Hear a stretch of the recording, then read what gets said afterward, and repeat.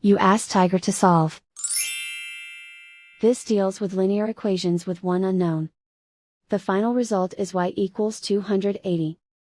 Let's solve it step by step. Group all constants on the right side of the equation.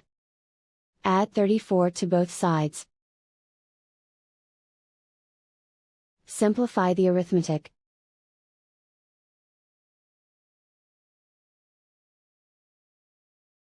Isolate the y. Multiply both sides by 5. Group like terms. Multiply the coefficients.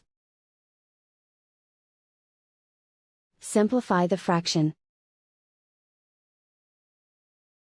Simplify the arithmetic. And so the final result is y equals 280.